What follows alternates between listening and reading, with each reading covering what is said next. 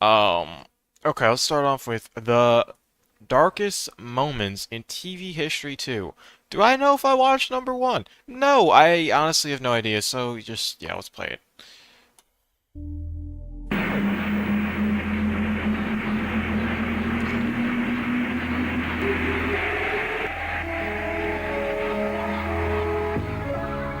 January 11th, 2001, famed Brazilian actress, model, and singer Xuxa lands her prop spaceship on the stage of a Brazilian TV A set prop and begins her spaceship. show the way she always does.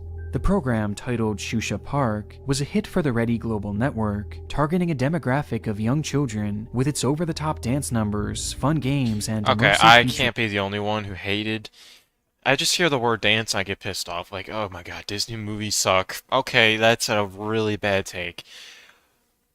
I should clarify. I don't like the Disney movies, a lot of Disney movies, because they just revolve around let's add dancing sections and singing sections. And that's the first thing that came to mind. And it made me, it's like, oh wow, what an engaging plot. Oh, never another musical score I have to bear through. Oh, by the end, I'm just like, dude, can this please go by? The plots of like classic Disney movies, like Beauty and the Beast and Tangle and whatnot. Well, I wouldn't call, I don't know, Tangle the classic. Who knows? Point is, bro, those like my God, those are so annoying having to go through all this stupid music. I'm obviously not the target audience, so yeah, let's chill out. But that's my hot take of the day, I guess. Sets. Premiering back in the summer of '94, Xuxa Park had shown little signs of slowing down by the turn of the century, and seemed poised Yeah, that for a looks long, creepy. impressive run, barring any unforeseen disaster. On this particular day, 300 children were in attendance to watch or participate in the show's Oh activities. my God, I forgot. This is like the darkest moments TV history. So, okay, yeah, this is gonna be bad. Okay. Look at those creepy eyes, bro. Like, something about that stuff is uncanny. It's like going to Chuck E. Cheese and seeing the animatronics after playing FNAF. It's like, you're like, dude, these are supposed to be kid friendly, but there could be some more I don't know how to explain it. You know what I mean. Xuxa's infectious energy led the way from segment to segment as they played games, showed cartoons, and of course sang their songs. And by the end of the episode, the crew had all gathered on stage to perform one last musical Okay, number what could to possibly end things happen? off with a bang. And why is it so blurry, bro? And evidently, that's exactly what would Also, happen. someone got shot. Oh.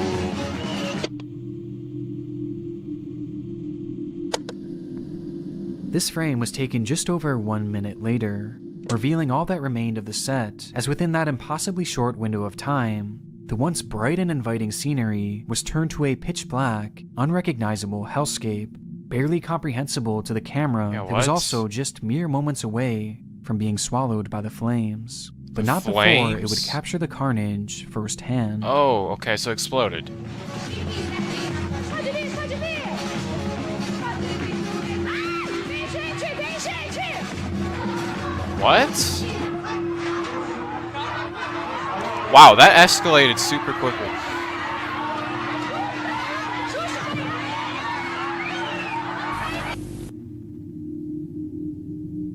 Damn, that's interesting. I don't understand what that was, but like how you have to wonder like how does something like that catch on fire? I don't know what it was, but it's machinery. Like if I don't know, it just like is really machinery gonna catch on fire randomly? No, probably not. So I think it's arson. Okay, that's extreme. Yeah, this is creepy footage. I don't like how dark it is. Oh God, I don't like watching this.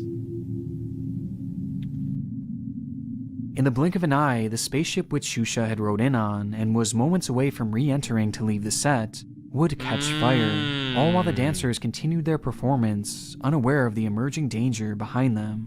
A member of the staff quickly enters the frame in an attempt to extinguish the flames, but it was already too late, as just a few Bro, seconds after how did it just go from like nothing to something instantly? Like what is in there?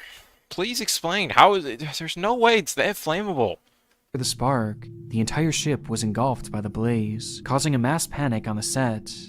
Worst of all, directly next to the fiery ship, and just barely out of view of the camera, was the show's signature Ferris wheel, which kids would ride during the program, including during this very moment. Oh. As the fire raged, one boy was trapped in his seat, helpless to the danger unfolding around him. Oh. And noticing this, a group of brave people on scene began desperately trying to free him, which can just barely be seen on the left-hand side of the screen.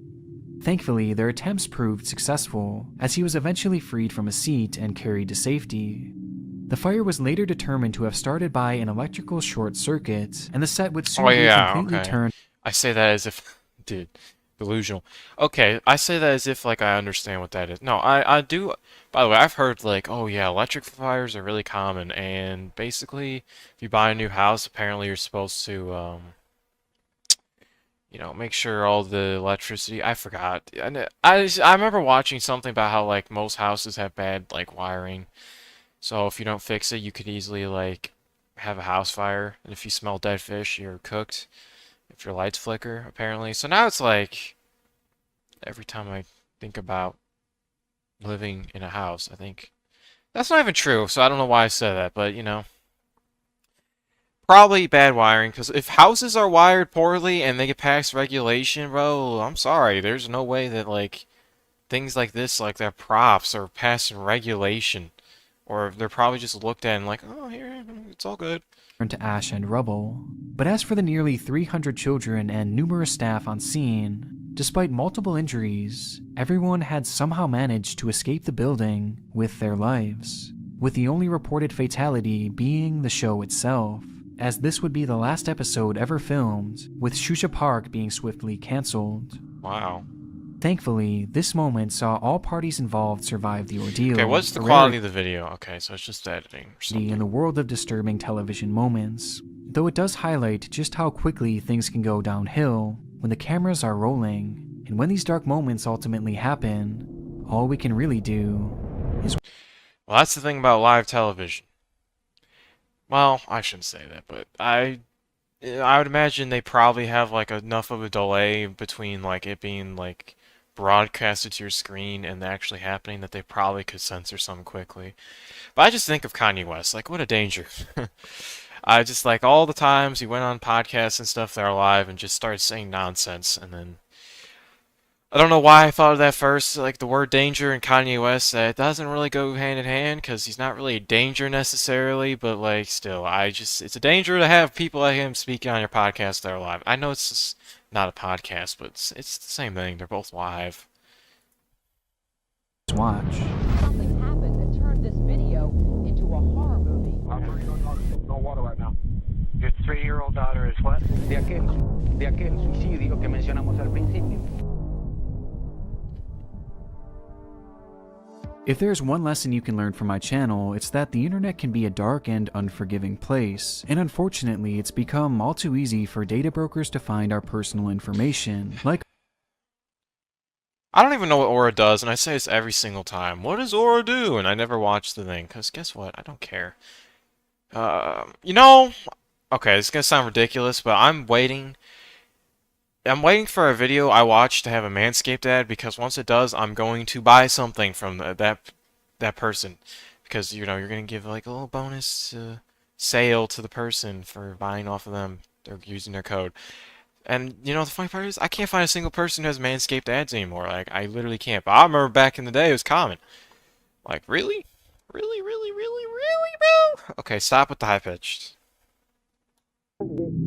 So, if you happen to know a YouTuber that is got a Manscaped ad obsession, or what is it called? Sponsor ship, then yeah, let me know, because I'd love to, you know, get a nice little investment.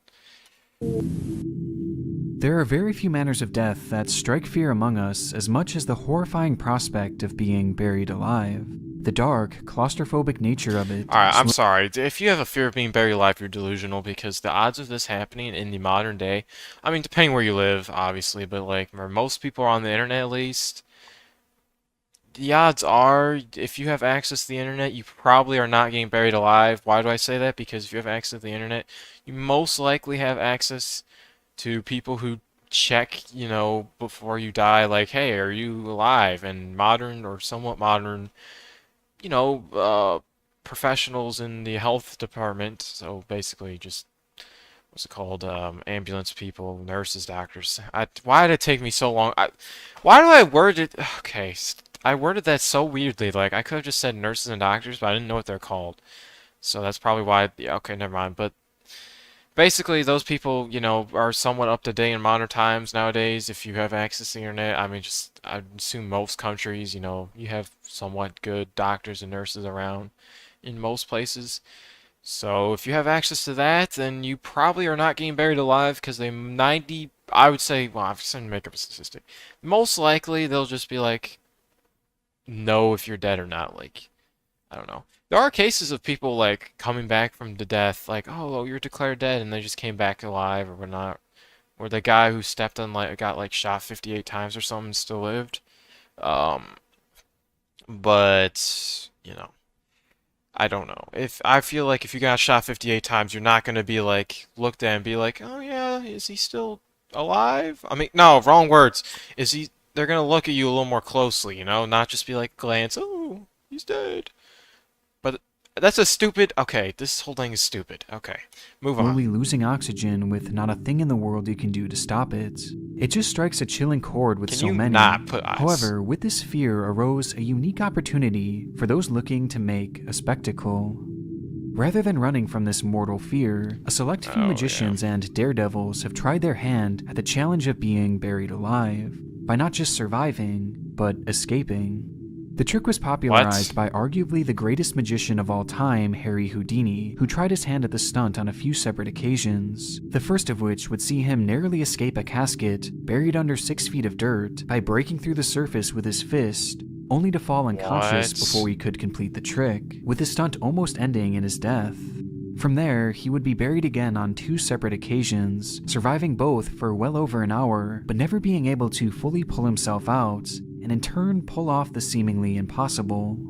Houdini did have plans to give it one more try in 1927, when he believed the stunt would finally be completed, but sadly he would pass away before getting the opportunity. Because of this, the trick has acted as somewhat of a magnum opus for any magician able to pull off the feat, a feat that even the great Houdini himself couldn't accomplish. And so, on the 66th anniversary of his death, American escape artist Bill Shirk would honor the late magician by attempting to do Escape just artist. I've never heard of that. So you're telling me if he went to what's it called? Those oh god, those like rooms where you have to like solve puzzles, escape rooms. If he went to a local escape room, he would solve that in 5 seconds. Is that what you're telling me? Obviously, I don't know if that's remotely. Probably, if you're an escape artist, I assume you can break locks and whatnot, and solve puzzles relatively easy. Now, I would definitely hire him if I was stuck in an escape room. No, I wouldn't. that. For the stunt, Shirk would add extra elements of flair, upping the danger by being handcuffed and having cement poured over top of the casket. Oh, so he's as definitely opposed to dead. He's just just gonna dirt. die. And he planned on doing it all with a TV crew on hand. However, from the get-go, things seemed to be off with the performance, as Shirk expressed concern over the grave being dug too wide and too long. Okay. Okay.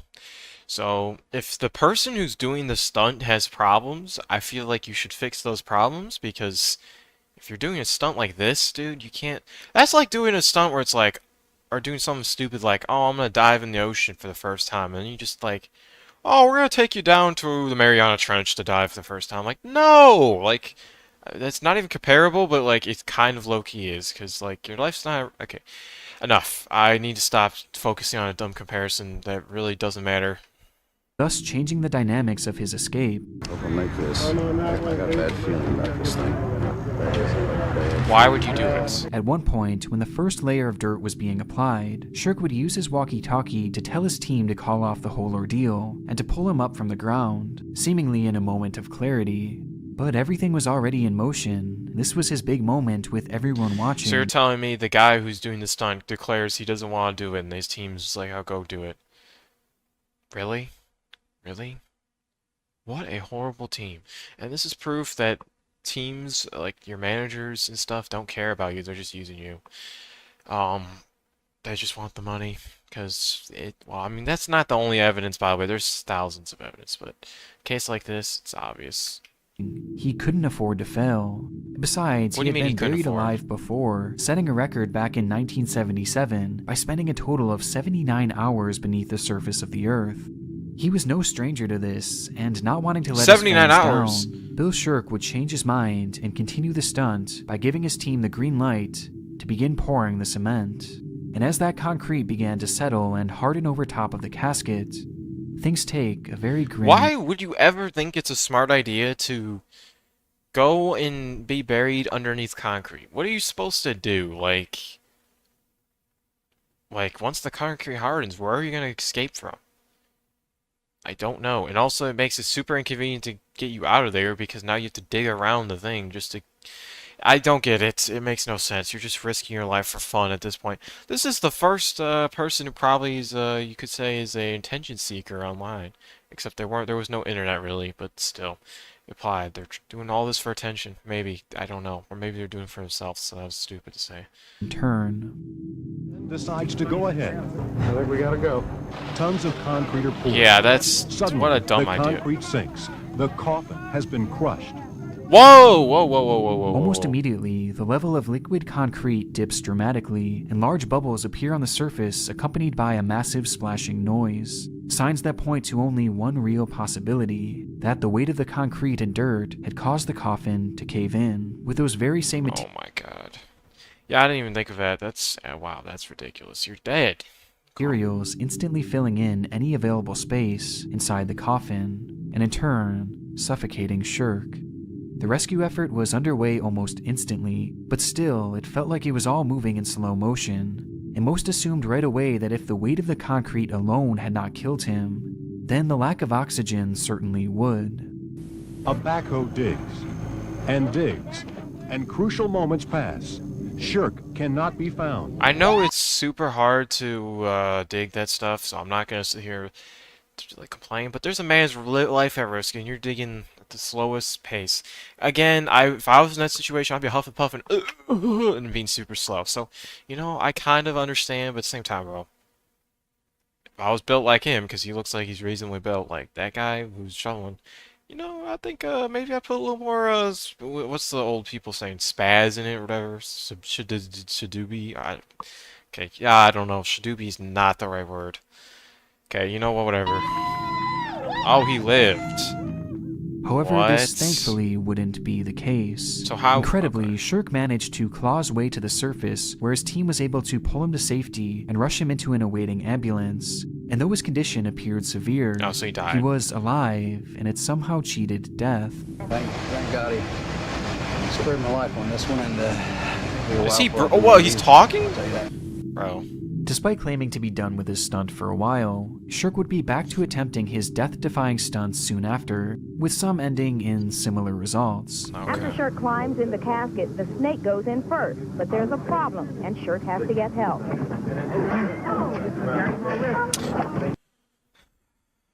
Okay. I don't know why this guy... Dude, do you think you'd learn your lesson after almost dying of concrete and you put a snake in a coffin with you? What is this obsession with coffins? But although Bill Shirk was able to escape this trick with his life, not everyone has been so lucky. Oh, okay, so it's 2 not years even him. prior to Shirk's run-in with death, another performer known as the Amazing Joe had attempted the same stunt at an amusement park, also going the route of having dirt and wet cement poured over his plastic and glass coffin. This was Joe's attempt at becoming a master escape artist, and forever etching himself into the history books of this particular niche. In fact, he had already done what Houdini couldn't, as years prior he had escaped from a wooden coffin covered in 6 feet of dirt. But this attempt was clearly much more extreme. and Why with it- why do people think they can break out of a coffin with concrete or cement on top of it? Explain to me why you think that's an remotely intelligent idea. It should have come an immense amount of planning, not only by Joe himself, but the team around him. However, according to reports, the coffin used was never actually tested to see if it could withstand such a great amount of Oh, weight. of course, so and he just also, he died. never tested the weight of the cement itself and the speed in which it would harden. Joe was Oh. quite literally going into this blind, and his confidence was apparent, as the cherry on top of this poor planning was the fact that no rescue procedure was in place should the stunt go horribly wrong. Oh my god. And unsurprisingly, well, that's exactly what would happen. It was a cold night anyway, and when it sunk, There's literally no way of knowing if he's in danger. Maybe he has a walkie-talkie. knew trouble. We're in trouble. And it's not Okay. fun anymore. Much like the footage from Bill Shirk's attempted escape, the level of cement and dirt suddenly dips, only this time in a much more dramatic fashion, with the cave-in being so brutal that I'm not sure I'll even be allowed to show it on YouTube. According to many onlookers there, the coffin being destroyed by that immense weight caused a massive crashing noise, followed by immense panic from those trying to rescue Joe. But without a proper plan, the situation quickly grew helpless. Entrapped beneath that dirt, surrounded by cheering fans, his parents, and a TV camera, the amazing Joe would lose his life. Ironically, within a coffin, buried 6 feet under. Oh my god. Todo ocurrió cuando estábamos en el la hija de Emilio y Maritza. Sporting events are no stranger to disturbing TV moments. What, really? From hockey players having their throats cut open. Oh, you know, I did hear about this. Didn't someone get beheaded in hockey or something?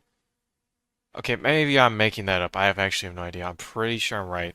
Well, folks, this is ugly. Richard Zedek is cut wide open. To a football player suffering cardiac arrest right there on the field. They have been administering CPR through these past 2 breaks that we've taken. It's unfortunately always a risk in practically any televised sport out there. And although there's always a lingering chance that at any moment things could go terribly wrong, that risk mainly pertains to the players actually participating in the sport, and you likely wouldn't imagine fans being in any sort of danger as they sit by watching the game. So I'm gonna take a wild assumption. This is gonna be a baseball that was pitched really fast and hit someone and they got killed. That is the assumption. It does happen from time to time, with perhaps the most notable example being the story of Shannon Stone. Shannon was a 39-year-old firefighter who, on the 7th of July 2011, took his son Cooper to watch a Texas Rangers game in Arlington. This was the perfect bonding opportunity for the duo, and an even better opportunity to catch fly balls, as their seats left them in prime position to take home an unforgettable souvenir. The two would even stop at a sporting store before— Oh my god, that reminds me. Oh my god. I'm pretty sure I remember, like... If I remember correctly, like, I remember I went to, like, a minor league baseball game one time when I was, like, 10 or 11.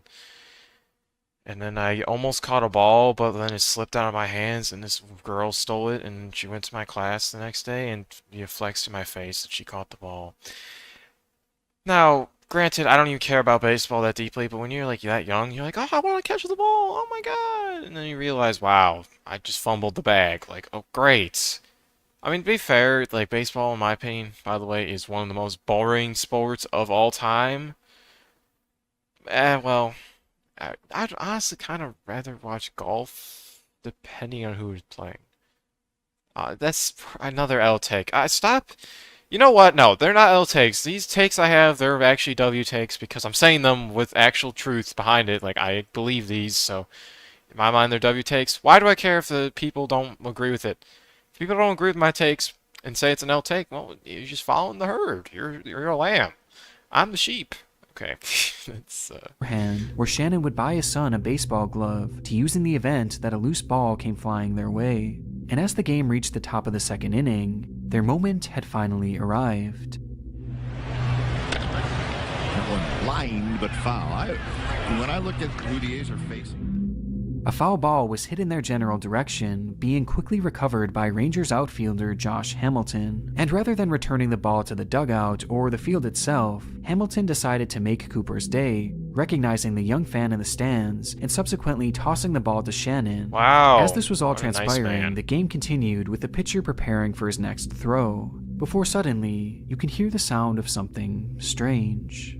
I want them to be great in their last Exactly. I'd rather have that than have it like Holland where he gets knocked out. It almost seemed like yelling, which was followed by some sort of strong reaction from the crowd, which in turn led to an immediate stoppage of play, as the announcers were left trying to figure out what exactly was happening, until they— Okay, is it just me, or is literally every announcer, like, ever sound the same for, like, each sport?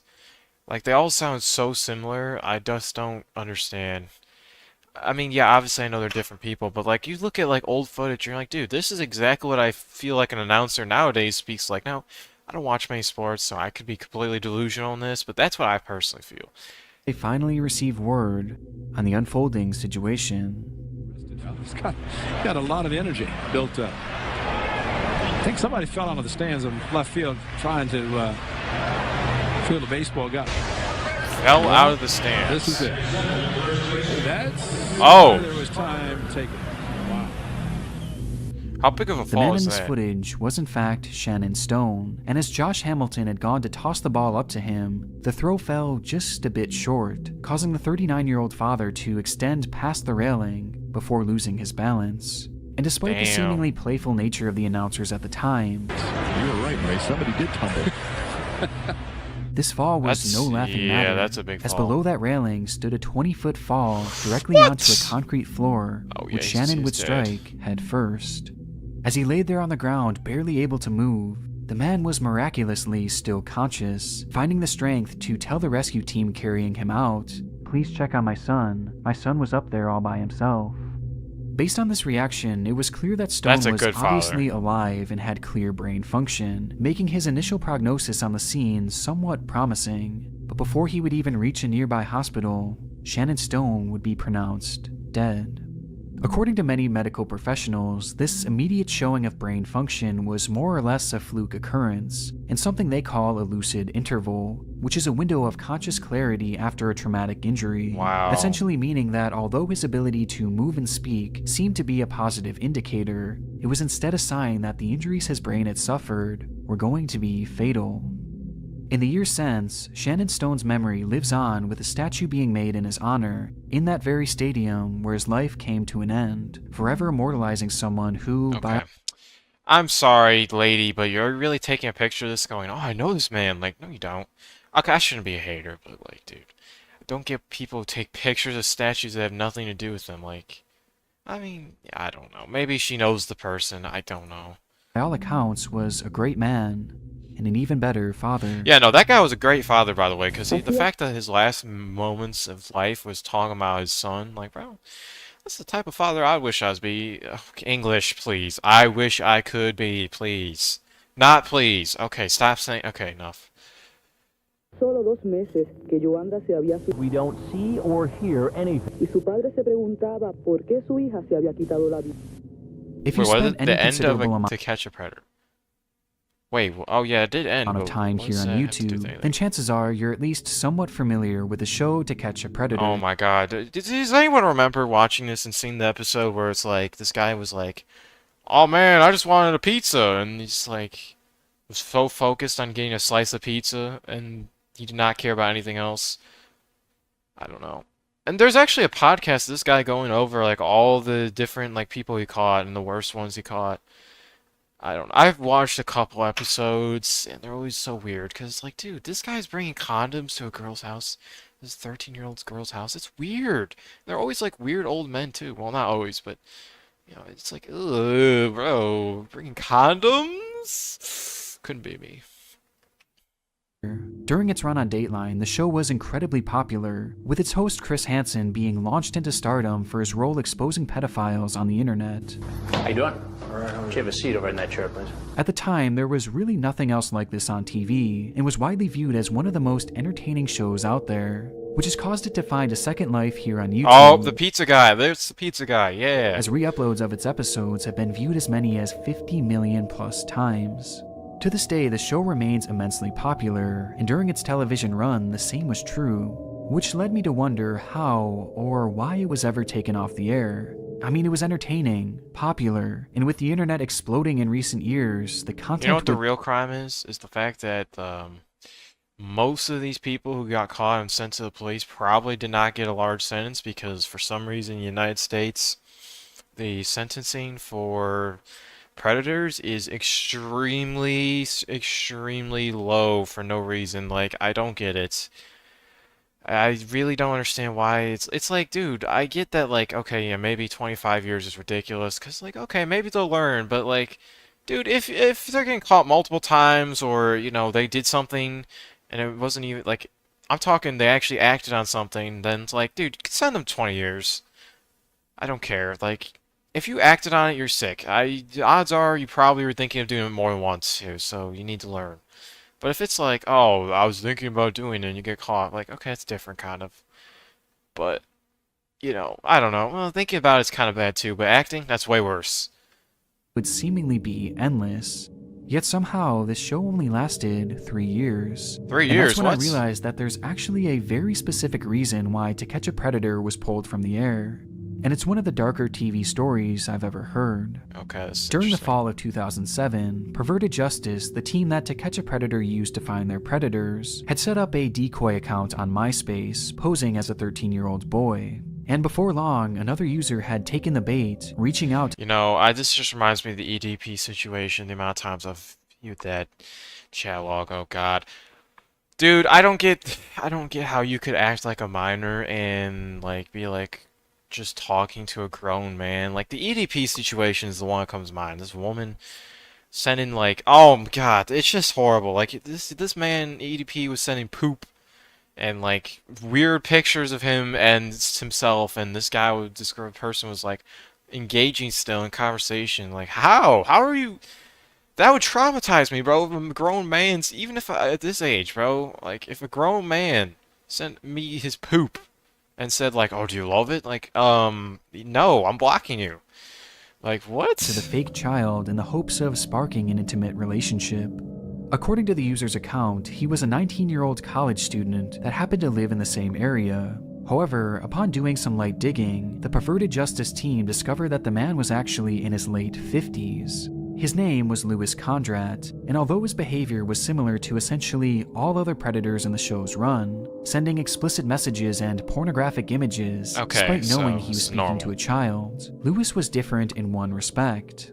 It seems that Condrat was in a position of power, working as a chief felony assistant district attorney for Rockwall County. This was setting up to be To Catch a Predator's biggest catch to date, and exposing him would not only mean bringing him to justice, but also bringing in great ratings for the show. Though there was one major issue.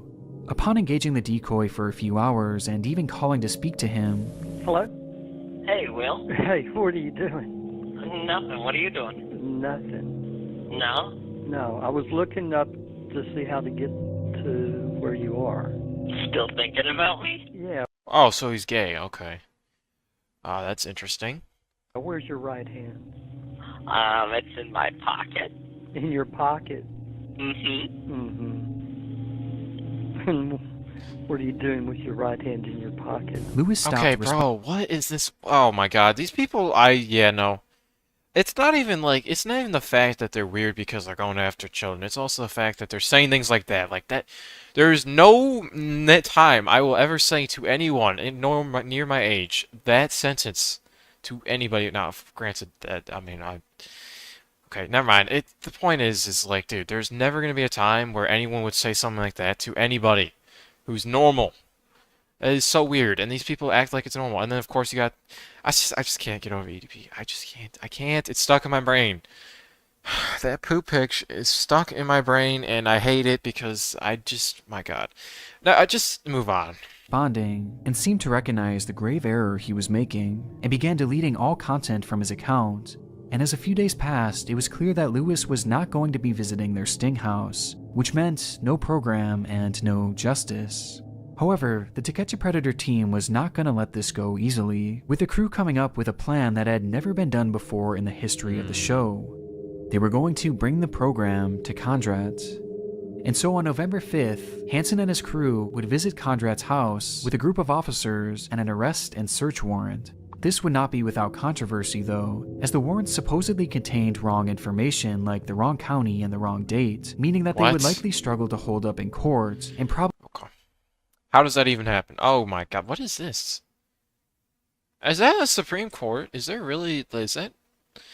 Okay, that's a stupid question, and now I need to actually look at this... No, that can't be... Where is... Okay, you know what? I don't even know where the Supreme Court is. You just assume it's in Washington, D.C. Supreme Court. Okay, shut up. Okay, that is the Supreme Court, maybe. Actually, I can't tell based off these images at all. No, that's not the Supreme Court. What is this? That's the building, but what is this? Okay, you know what? I have no idea. I don't know. Wow, okay. Yeah, no, okay, just move on.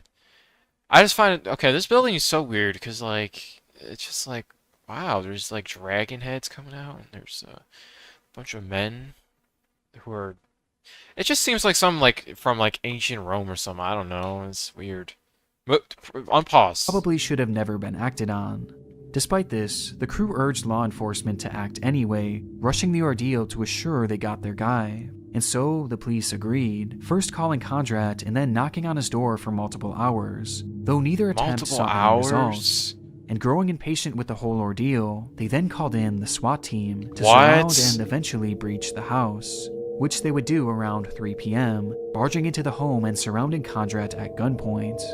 As this was all happening, To Catch a Predator had their cameras trained on the outside of the home, awaiting the shot of Kondrat being ushered into a cop car and driven away. I don't want to, I don't know if I want to say this, but, like, dude, I find it, like, the fact that they're having crews just, like, walking outside of a man's house and they're filming it, that's weird. I get that he's a bad man, okay, but, like, dude, like, I just, not only is it bad because, like, all the neighbors are now, like, getting filmed unnecessarily, which is very annoying, but also it's like, dude, I just feel like if I was a man and there was people outside my house just filming for the whole day, I'd be annoyed. Then again, he also has this happening for a reason, so it's kind of his fault. Where that this time, things were going to end much differently. Inside, Kondrat would yell to the officers, "I'm not gonna hurt anybody," before brandishing his pistol. Okay. And rather than pointing it at the officers, he instead pointed it at himself. Yeah, so he was guilty. The officers line up in formation well, that was obvious. and head to the back of the house. Then we hear a faint crack. The officers force their way in. For almost 5 minutes, we don't see or hear anything. Then Lieutenant Adina Barber of the Murphy Police Department comes out and tells us what happened. As they made entry, they confronted the suspect. I believe he's in the hallway, and he told them he wasn't going to hurt them. And then, he had a pistol in his hand. This single gunshot would essentially mark the end of To Catch a Predator, as in the time following, NBC would be hit with a $105 million lawsuit from Kondrat's own sister. And though this lawsuit was settled privately with undisclosed conditions, the show was already on death's door, which was not helped by the national media dogpiling on To Catch a Predator, as well as perverted justice. But now there are serious questions about what goes on behind the scenes. Whose sting was this? The police departments or the vigilantes hired by Dateline? You don't have the full transcripts? I don't know. That's exactly part of my problem. The police department can't tell me whether or not I have the full transcripts. Did your arresting officers, did they see the chats before they made the arrest? In some cases, yes. Did they see the entire chats? Making it impossible, says District Attorney Roach, to mount a successful prosecution. Charges have been dropped against every single person arrested in the Murphy sting. With these claims causing some to believe that the show was more interested in entertainment rather than justice. And whether that's true or not, To Catch a Predator would be canceled, marking a tragic end to one of the strangest, yet most... I'm gonna say something that probably is true for most companies and organizations and things that you may make content. They always start out with good intentions, but those good intentions never last once the money rolls in, and they can change over time. It happens a lot with companies too, where, like, look at Apple. The idea of Apple was to, you know, make the best new technology as often as possible and innovate and everything, right? That's why the iPhone was made, right? Because they wanted to innovate and make something new for the world. Now you look at Apple and it's just money. It's obvious. It's just money hungry. They're not trying to innovate really deeply. If they were, then we wouldn't be seeing a phone release every year, you know? Because they definitely can afford to not release a phone every year. Let me tell you, they have money coming in still. It's not like they're not making money because they didn't release a new phone this year. That's a whole other conversation. Compelling TV shows ever to be broadcast, thanks solely to this grim moment. Su ex esposa Maritza. Maritza, me daría una reacción para ocurrió así, por favor. As evident by the first batch of cases in this video, many of the darkest moments in TV history come from shocking accidents or overall disturbing events that play out for the cameras to see. However, there are a select few examples where television moments only really become dark long after they're aired and more context is given. For example, in our first installment of the series, we discussed Renard Spivey. Ask him he's been married for how long? Over 27 years. Over 27 Look at him though, years. he look mad. You don't look happy, brother. You don't look happy. 63-year-old Renard Spivey accused of killing his wife, 52-year-old Patricia Spivey, after an argument that turned deadly. The man who had murdered his wife years after making an appearance on television, with one joke at his expense during this time aging like milk. The concept kind of reminds me of Diddy. Okay, yeah, just enough. Of killers finding their way onto TV is one that I've recently become fascinated by, with the case always being brought up in tandem with this conversation being the dating game killer.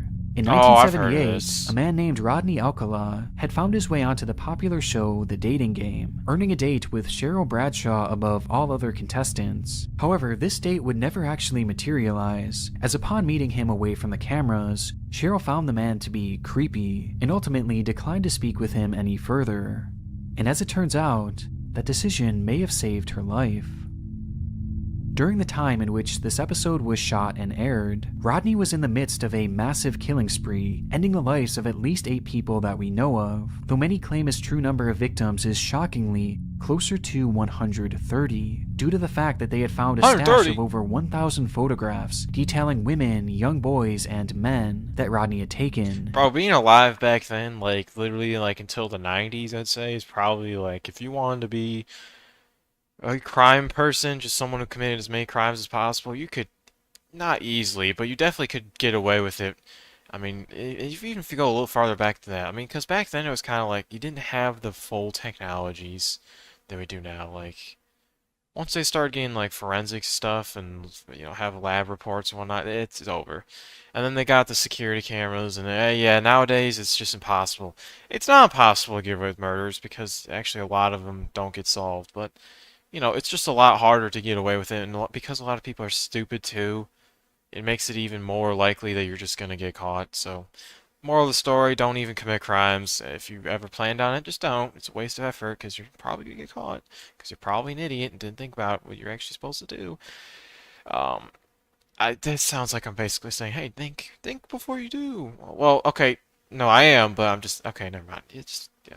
Many of which are believed to have been unidentified victims of him. And what makes this all the more chilling is the fact that Rodney had told the show that he was a photographer, and it was even mentioned during the program. And let's see, Baxter #1 is a successful photographer who got his start when his father found him in the dark room at the age of 13, fully developed. Given the shocking nature of this case, it's really no wonder why... What fully developed? Okay. I don't know what that means, but that just sounds really weird, so I'm just gonna move on. So popular, especially here on YouTube. But surprisingly, there are quite a few examples of killers finding their way onto our TV screens that have happened within the past decade alone. Oh. And one that even happened within just days of writing this script. Oh. One obscure example comes from the show Celebrity MasterChef, where in the background we can see an inconspicuous man serving food cooked by the contestants of the show. The man was one of a dozen unnamed chefs, just helping out, typically out of view of the camera. But for this one split second, and likely to the recognition of no one, we see him. This man's name is Stephen Port, a 40-year-old living in South London, who has since come to be known as the Grindr Killer. Stephen is responsible for the deaths of 4 men he met on the Grindr app, all of whom he had lured to his flat and poisoned with fatal doses of GHB, before going on to violate and then dump their corpses. And this is why I just cannot, I mean, I don't know, the idea of being on an app like Tinder, nope. I don't care how desperate I get, I will not go on Tinder ever. Because the amount of stories I have heard, granted, I know this is not common, but I'm on stories of people being like, oh, I'm a nice little woman, and get catfish first off, or the you know, the good old-fashioned, what's it called, gold diggers who just want a meal out of you, and then you got the murderers. You ever hear the story where a cop got like a date with this woman on Tinder, and then this, this basically he got killed. Well, not killed, but he got almost killed, but luckily he carried his pistol on him. It's just things like that. It's like, dude, Tinder? Nope, absolutely not. But my chances of actually getting a girl in person, not really particularly high, so I guess I'm screwed. That's basically the moral of the story. With these murders transpiring not long after this fleeting moment was broadcast for the world to see, making me wonder just how many other killers have appeared in glimpses on TV that have not yet been recognized. Maybe they were walking in a crowd or panned over at a sporting event, hiding in plain sight. But killers don't just get shown as background characters or as one-off contestants for just a single episode. Sometimes they are permanently etched in the show's history. In the summer of 2020, Food Network began airing a season of Worst Cooks in America, one of their more popular shows, and this one was set to be a big one, as it marked the program's 20th season. The competition was all in good fun with lots of what are you drinking? As it marked the program's 20th season, the competition was all in good. What is that? It's promise I don't know alcohol like that, but that's definitely not water. I can tell you that. And the fact you're drinking that while, okay, don't focus on that. But Food Network, dude, I used to, my mom used to watch it, and then I would, just like, oh, let's look, and I'd be like, oh, it's entertaining. Good fun with lots of humorous and memorable moments, leading to the eventual finale on the 2nd of July. Is she wearing two? Okay, I'm getting so distracted. With lots of humorous and memorable moments. Are you wearing two pairs of glasses, or am I delusional? No, you just are. What are you doing? What are you doing? You look ridiculous. On the 2nd of July. And in that episode, the fan favorite Ariel Robinson would take home the crown as winner of the show, along with a grand prize of $25,000. However, if you were to look for this season today, let's say on demand, on streaming services, or even on TV, you would be left with no results, as its existence has been practically wiped from the face of the earth.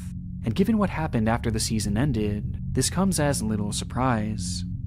Upon winning the competition, Ariel Robinson settled back into her normal life with her husband, Jerry, and after securing life-changing funds from the show, the couple made the admirable decision to foster a young girl named Victoria, whom they eventually decided to officially adopt in January of 2021.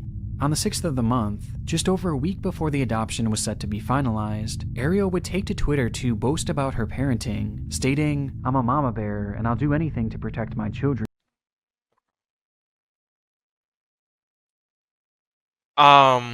The reason why I paused by this is mainly just because I want to say this. Why do people post on Twitter about their personal lives? I mean, is this really... I don't know if it's personal, but like, what is this? Why? Why do you need to feel the need to post this on the internet? Like, what does this serve? I guess it's good. I don't know. Like, never mind. I mean, I get the message. There's a message behind it, so I kind of stupid to say that. But like, bro, the amount of people you'll just see like post random details about their life, it's like, dude, why? It's always on Twitter too. Like, who cares? And make sure their futures are equally bright. A statement that seemed in line with her already stellar reputation as being a fun-loving, good person who dedicated her life to loving her kids.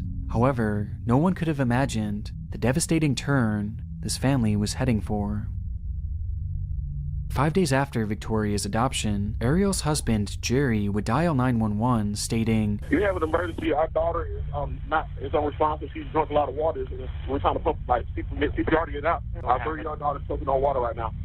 Your 3-year-old daughter is what? Choking on water right now. We need help. Choking on water. Okay. Is not something you This hear. led to emergency responders rushing to the scene where the young girl was found unresponsive on the floor of her bedroom and was soon after declared dead. Across her body were countless bruises which Ariel claimed to have been from their attempts at CPR. Though bizarrely, during the whole ordeal, her story would quickly change, as she soon began blaming her 7-year-old son, whom she stated had a history of anger issues, believing potentially he had killed her. Already, something very strange was happening with the situation, and it only became more bizarre when a forensic pathologist confirmed that Victoria had died not from choking, but from blunt force injuries and internal bleeding, essentially meaning that her death was no accident. This launched... I I'm gonna sound really ridiculous, but why would you ever call the cops on yourself, basically? That's what they did. I mean, granted, they would be found either way, because it's like, oh, where's your daughter? Oh, I don't know. She's just at the house. Oh, can I check her out? No, no, no, she's fine. Like, yeah, that would be suspicious too, but like, dude, why, if you're gonna do something like that where it's like, oh, my daughter's dying, I don't know. Because I get it at the same time, because it's like, if they didn't do anything and she just died, it'd be suspicious. Like, oh, why is your daughter dead? I don't know. But like, dude, if you call the cops on that, it's like automatically suspicious. If you just took her to the hospital, it would have been better. I don't. Okay, but I see the problem is now I'm just looking like, oh wow, I'm supporting people. You know, calling. I mean, okay, now I forgot what I was gonna say. Oh yeah, I'm supporting people who are Oh my god. Oh my god. Supporting people who are oh, to like commit crimes. I do not support that at all. Legally I say that. Okay. No, see the problem is not. Okay. Just stop. Launched a full-scale investigation into the couple, where it would later be discovered that on the day before her death, Victoria had gotten sick at church, causing Ariel to undress her and make her walk out of the building in just her underwear. What? Telling her, oh, you're cold. You're cold. Girls that make themselves throw up deserve to be cold. What? This anger seemingly boiled over the next morning, where, ironically, Victoria was refusing to eat pancakes that Ariel had cooked, which led to Ariel grabbing her, dragging her up the stairs, and beating her with a paddle. How do we know According to this? Jerry, who was working in the backyard at the time, he could hear the beating from outside, claiming that it lasted almost an hour. Okay, so though he did oh nothing my to god, stop an it. hour? Okay, so we're just a horrible person. Okay, both of them And bad. as a result, Victoria began to bleed internally, and later would pass away due to the traumatic injuries she had suffered A whole by the hands hour. of her soon-to-be. What sick freak do you have to beat up your children for being sick? I don't get it. Well, oh no, sorry. Oh, you didn't eat pancakes. Like, what? Mother. I don't When get it was it. all said and done, Ariel Robinson was arrested and will now spend the rest of her life in prison, Yeah, so soon good. after her triumphant win on Worst Cooks. Since the news initially broke on this, the entirety of Season 20 has been removed from the internet and has been wiped from the show's history. But for me, one of the most chilling moments in Ariel's history on television came soon after her victory, when a local news station would come to her home for an interview. But now I truly am not the worst cook in America. But she is the winner of Food Network's Worst Cooks in America Season 20. Yes, I am putting mayo in a glove. Ariel Yeah, wait, Robinson whoa, lives what? in Why? Simpsonville. We're inside. We see a sign proudly displayed by Ariel, touting her as the #1 mom. Soon after, this same local news station would become the leading reporters on her murder case. Despite this all transpiring within just a few years, this surprisingly is not even the most recent example of a killer being prominently featured on TV, as news broke of this final example just days ago. In January of 2020, the widely popular show Family Feud featured the Bleefnick family, who would go on to win the episode and leave a few iconic moments in its wake, with the most relevant coming from this man, Timothy Bleefnick. During one of the segments, the question was posed, "What is your biggest mistake you made at your wedding?" To which Timothy responds with, Honey, I love you, but said I do. Not my mistake.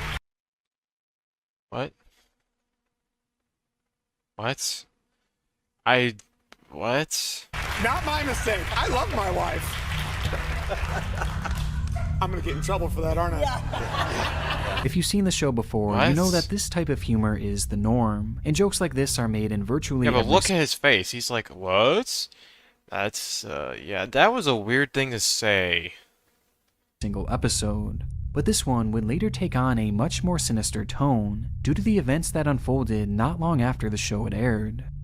Around a year after Timothy's moment in the limelight, he and his wife Rebecca would actually separate, not officially divorcing, but living in separate homes and seemingly not getting along either, as it was recently revealed that Rebecca had filed for a restraining order against both Timothy as well as his father, a clear indication that she believed her life was in some sort of danger.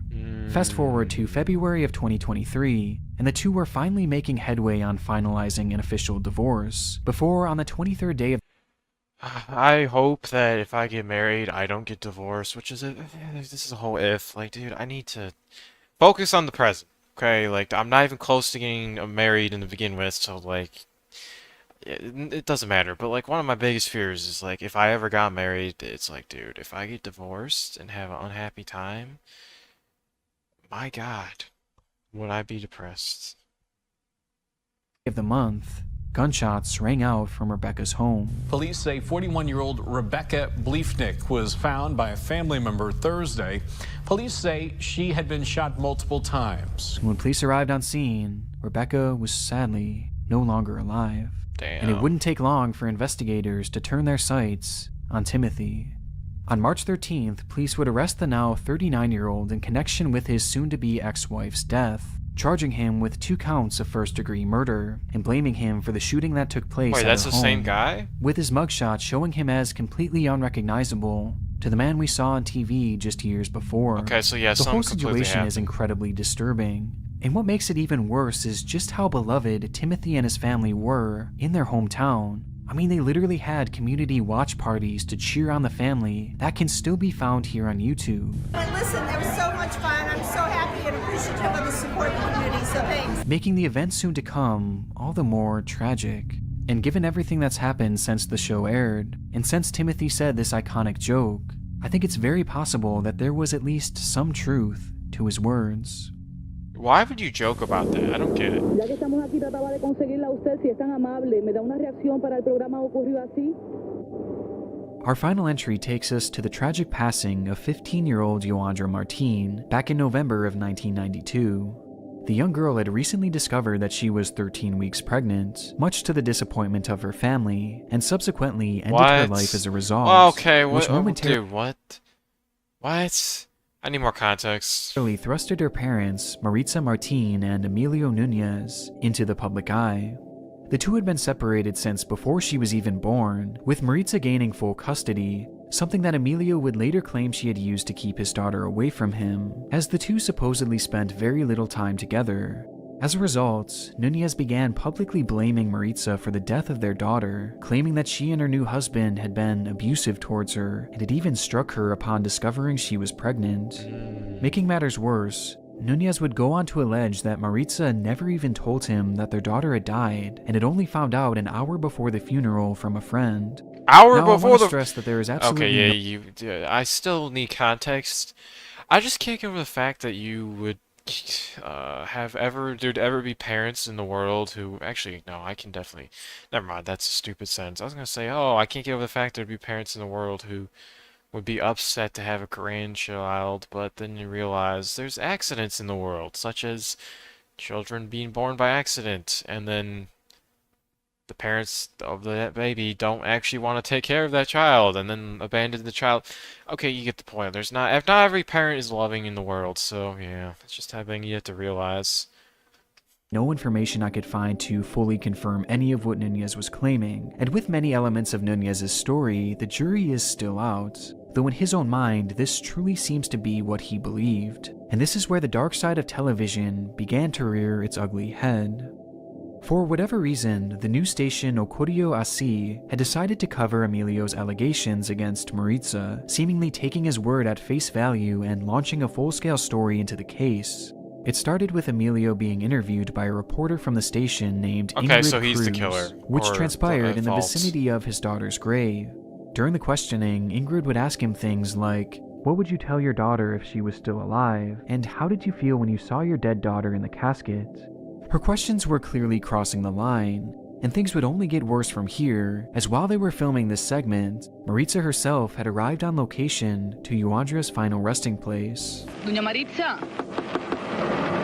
Maritza, ¿me daría una reacción para Ocurrió? Oh my god, yeah, this makes me angry, dude. I don't think the news deserves to pry into people's lives like this. Like, dude, imagine grieving over your daughter dying, and the news reporters are constantly bombarding you at the gravesite. Like, dude, what? Sí, por favor, sobre la muerte de su hija Yoandra.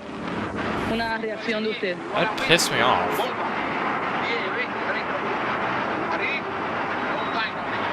Upon her arrival, Nunez immediately removed himself from the situation, and Maritza was instead swarmed by Cruz, who began bombarding her with questions, each of which were ignored, as she clearly was uncomfortable and didn't want to speak to the cameras, and was just trying to get to her daughter's grave. Quiero saber por qué, la reacción, el por qué usted quiere esquivarnos a nosotros. It's clear in the footage that tensions were rising by the second, as it seemed apparent that Cruz was clearly attempting to provoke her into any sort of reaction. Oh my god. Until suddenly, the unthinkable happened. Oh no. Su hija tomó esa decisión de quitarse la vida. Usted no tiene nada que decir. Oh. In a split second, and out of absolutely nowhere, we see Nunez charge back into frame, as though he initially appeared to be doing the responsible thing by walking away from the conflict. He had instead actually returned to his car, with the sole purpose of retrieving his pistol, which he would then use to shoot Maritza over and over and over again, all while the camera was still rolling.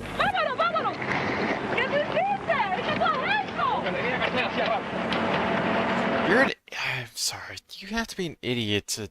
Well, I really need context in this scenario because I have no idea why any of this happened. Really. Well, I think I know why. Never mind. But still, like, you have to be a buffoon to just be so angry that you just decide to slaughter someone on camera. Well, the news, like they're recording this live.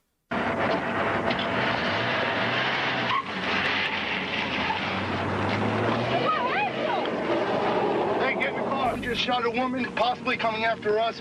He's psychotic, man. Where am I? What funeral home am I at? ¿Cómo se llama esto? Where am I at? Wait, shot!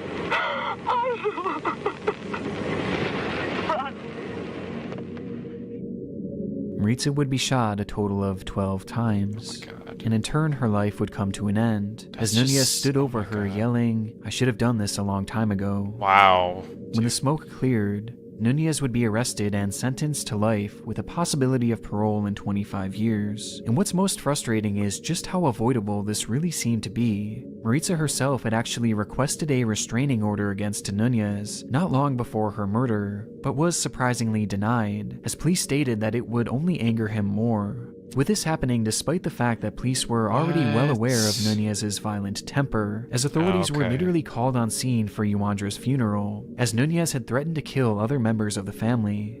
He was obviously a very troubled man, who following the loss of his daughter... So wait, why did the news just immediately jump on his meat? Like, what? Needed help more than anything. Yet even after all this one news station decided to not only platform him, but to provoke him, right before the two had crossed paths, leaving us with one of the darkest moments to ever transpire in the history of television. I just wanted to let you guys know that I have the less censored version of these videos on Patreon, as YouTube has been pretty strict with my channel lately. Well, of course they have. That wouldn't be surprising. Great video, by the way.